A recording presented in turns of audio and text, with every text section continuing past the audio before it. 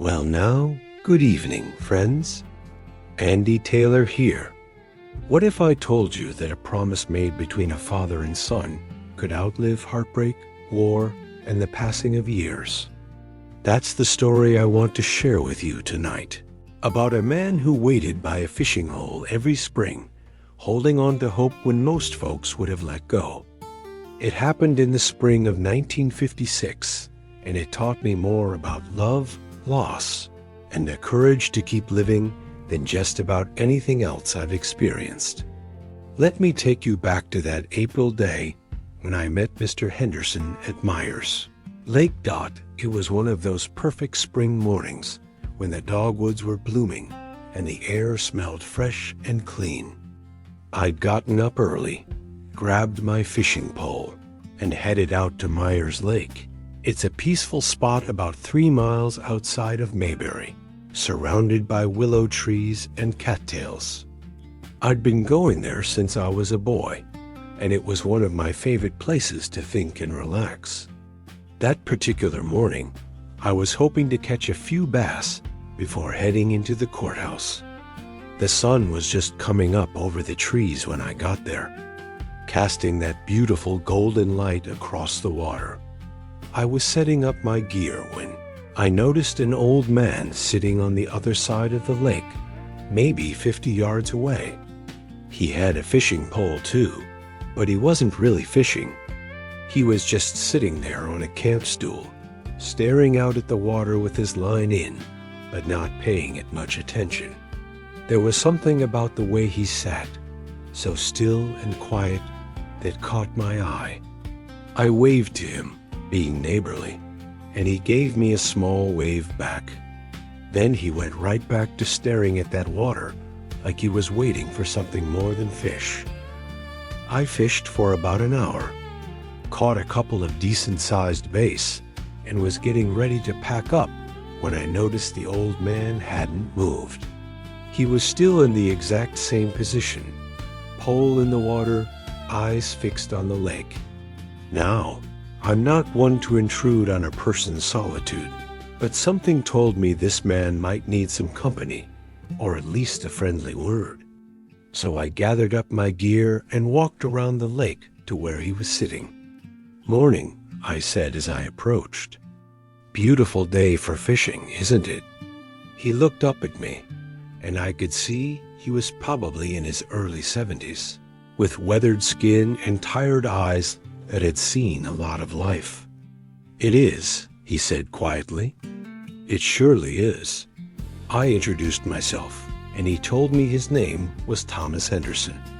He said he lived over in Mount Pilot, but came to this lake every April, same week every year, to fish. "Been doing it for a long time," he said. "My son and I used to come here together." "Used to?"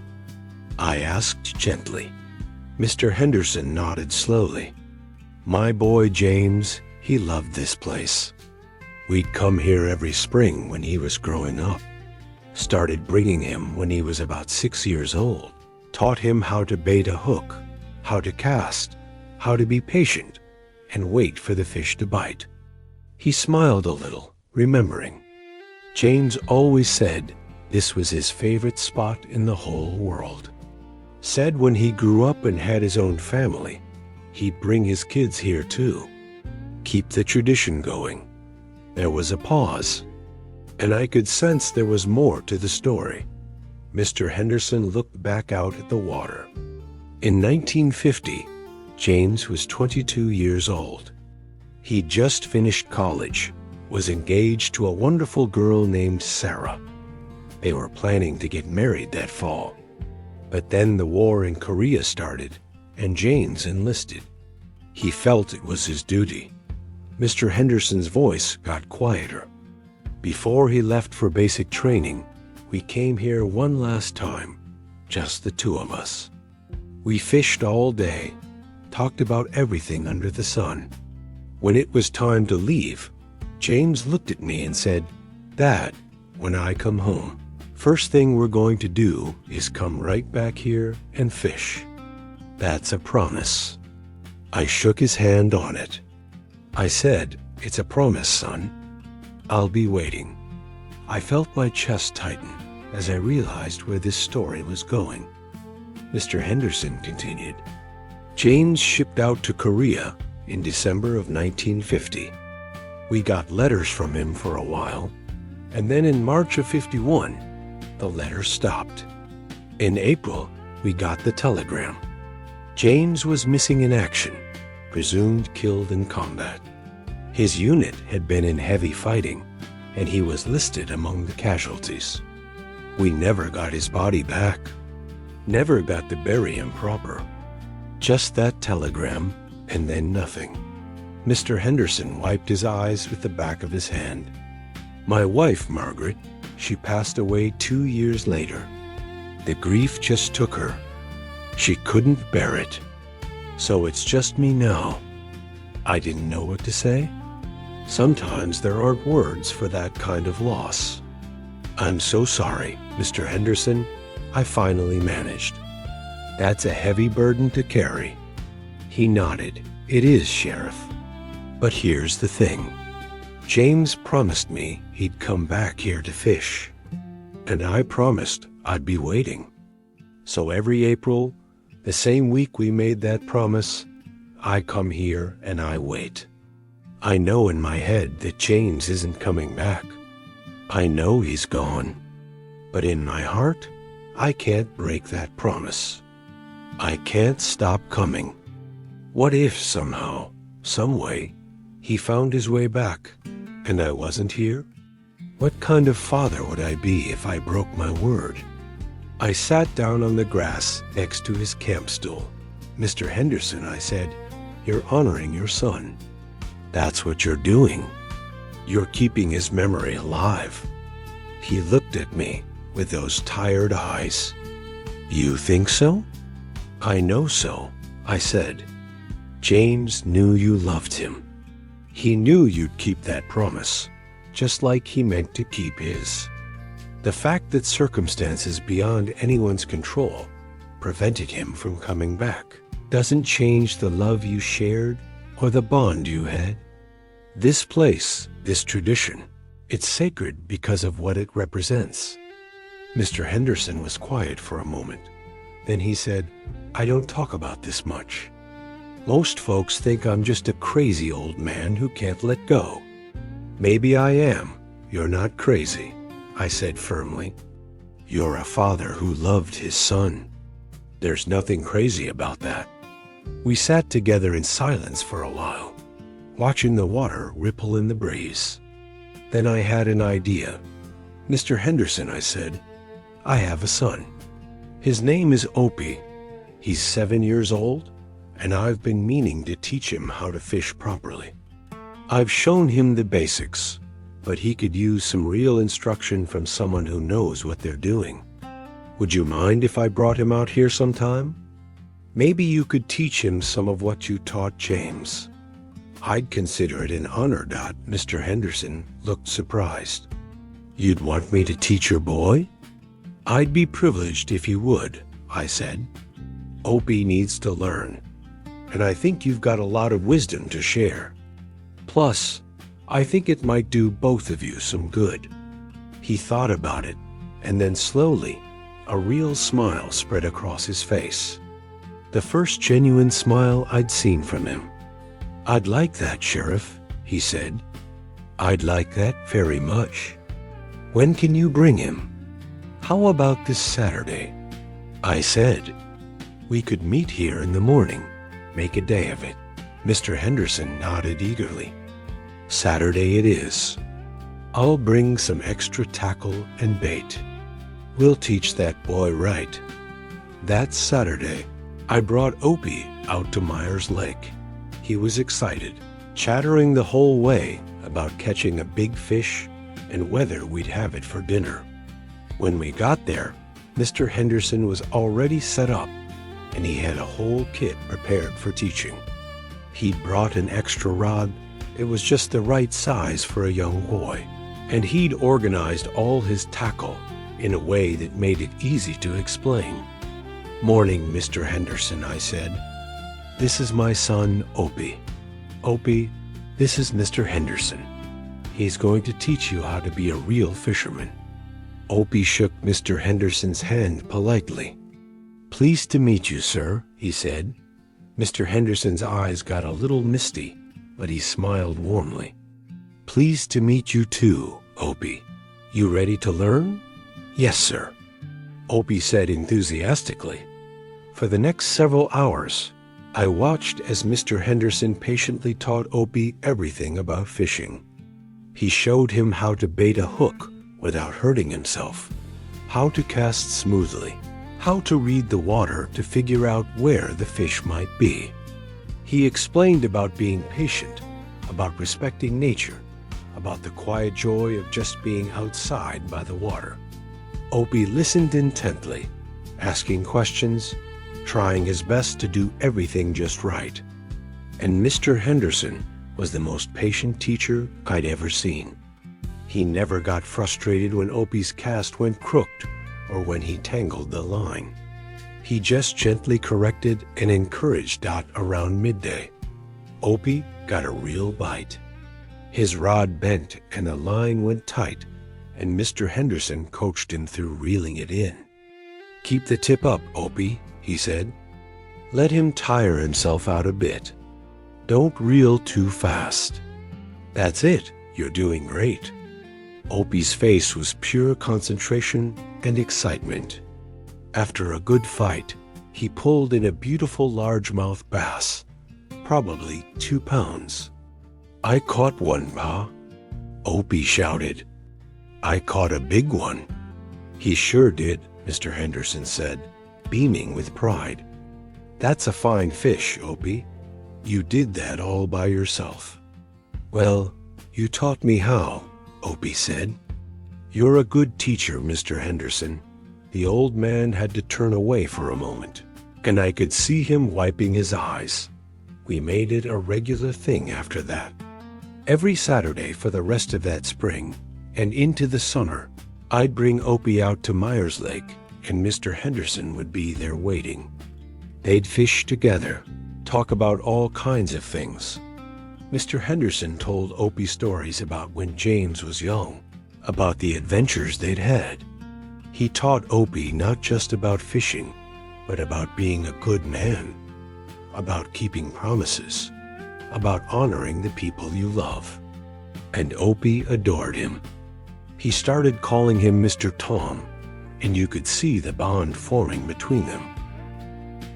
One Saturday in late June, after a particularly good morning of fishing, we were packing up to leave when Opie said something that just about broke my heart in the best way. "Mr. Tom," he said, looking up at the old man, "I know you come here to wait for your son James, and I know he can't come back because he's in heaven. But maybe I could kind of be like a grandson to you. If you want, I mean. I'd like that real much." Mr. Henderson knelt down, so he was eye level with Opie. He put his hands on Opie's shoulders. "Opie," he said, his voice thick with emotion, "I would be honored to have you as my grandson. You've brought more joy into my life these past few months than I've had in years. You remind me of James when he was your age.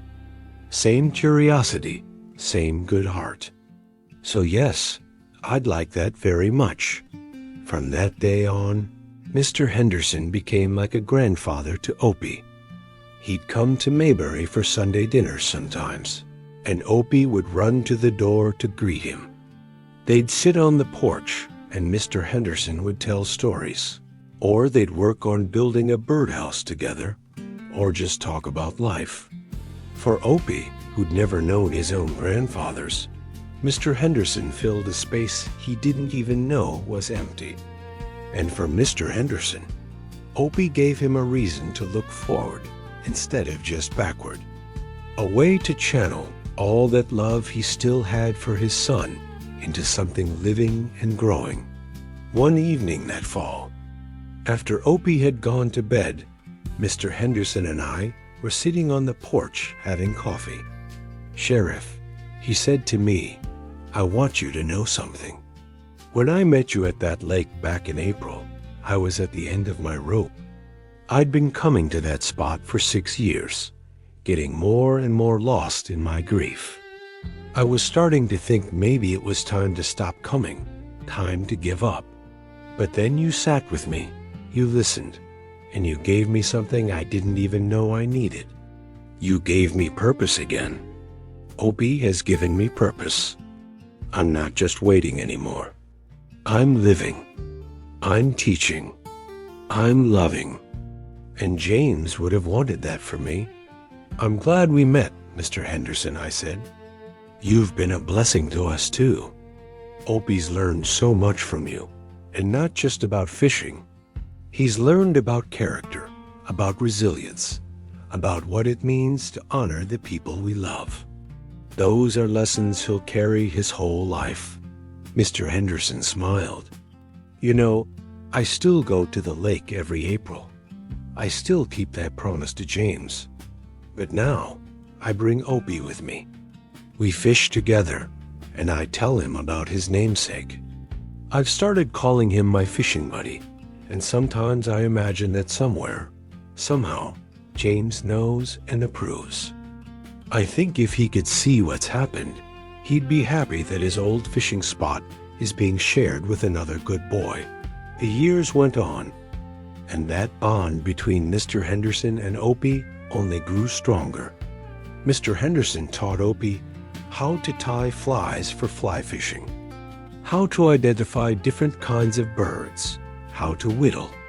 He was patient and kind, always making time for questions, always encouraging. And Opie flourished under that attention. He became more confident, more thoughtful, more connected to the natural world around him. When Opie had troubles at school or with friends, he'd talk to Mr. Henderson about it. And the old man always had wise counsel. He had a way of putting things in perspective that only someone who'd lived through real hardship could do. Mr. Henderson lived to be 82 years old.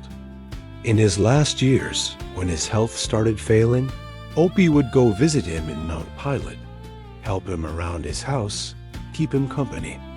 They'd sit together and look through old photo albums, and Mr. Henderson would tell stories about James, about Margaret, about the life he'd lived.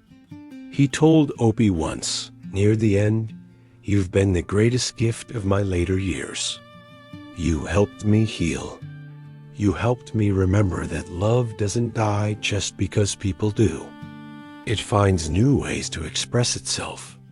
When Mr. Henderson passed away peacefully in his sleep, Opie was devastated, but he also understood that he'd been part of something special, something sacred. At the funeral, Opie stood up and spoke. He was 14 by then, becoming a young man. He told everyone gathered there about the fishing lessons, about the stories, about what Mr. Henderson had meant to him. And then he made a promise. He said, "Mr. Tom taught me that promises matter." He kept his promise to his son James for all those years, coming to Myers Lake every April, and I'm going to keep a promise to him. Every April, I'm going to go to that lake. I'm going to fish, and I'm going to remember him. And I'm going to remember James.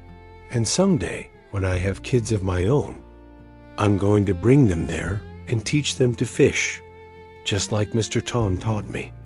That's my promise. I could see people wiping their eyes all through that church. Looking back on it now, I realized that what happened at Myers Lake that spring morning in 1956 was more than just two people meeting. It was grief finding purpose, loss finding meaning, and love finding a way to continue. Mr. Henderson came to that lake carrying the weight of a broken promise and a broken heart. But by opening himself up to a new relationship, by sharing what he knew and who he was, he transformed that grief into something life-giving. He didn't forget James. He never stopped loving him or missing him. But he made room in his heart for Opie too, And in doing so, he gave both of them an incredible gift. There's a lesson in that for all of us. Grief and loss are part of life. We all face times when promises can't be kept, when people we love are taken from us too soon, when life doesn't go the way we planned. And it's easy, in those moments, to close ourselves off, to live in the past, to stop engaging with the world. But Mr. Henderson showed a different way. He honored his past while still being open to the future. He kept his promise to James in spirit, even though circumstances made it impossible to keep in fact. And by doing so, he found new joy, new purpose, new love. I think about Opie fishing at Myers Lake with his own children now. He did keep that promise. Every April, he takes them there, teaches them what Mr. Henderson taught him, tells them the story of James and Thomas Henderson. That fishing hole has become a place where memories are honored and new ones are made, where the past and present connect, where love keeps flowing from generation to generation. That's the power of promises kept, of opening our hearts even after they've been broken, of believing that life still has good things to offer even after we've lost what we treasured most. Mr. Henderson could have spent those last years of his life alone with his grief, and nobody would have blamed him. He'd earned the right to his sorrow, but instead he chose connection. He chose to teach, to share, to love again. And in doing so, he didn't diminish his love for James. He extended it. He let it grow and include Opie. That's the kind of courage that doesn't get talked about enough. The courage to keep living fully, even after loss. The courage to let new people into your heart. The courage to believe that joy can coexist with sorrow. That remembering the dead and embracing the living aren't contradictory, but complementary. If you're carrying grief tonight, if you've lost someone precious and you're struggling with how to move forward, I hope Mr. Henderson's story speaks to you. You can honor the people you've lost and still open yourself to new relationships, new experiences, new joys. You can keep your promises in spirit, even when circumstances prevent keeping them in fact. You can hold on to the past while still embracing the future. It's not about forgetting or replacing the people you've lost. It's about letting their love continue to flow through you, into the world, into new relationships. That's how we keep their memory alive. That's how we honor them. Well now, that's the story of the fishing hole promise, of Mr. Thomas Henderson and his son James, and of how a young boy named Opie became the bridge between past and future, between grief and healing. It's a story about loss and love, about promises kept in unexpected ways, and about the courage to keep your heart open, even after it's been broken. I hope it touched you the way it touched me. Come back and visit again real soon, friends. Until then, this is Andy Taylor saying good night from Mayberry. Remember, the people we love never truly leave us as long as we carry forward the love they gave us. Take care now and hold your loved ones close.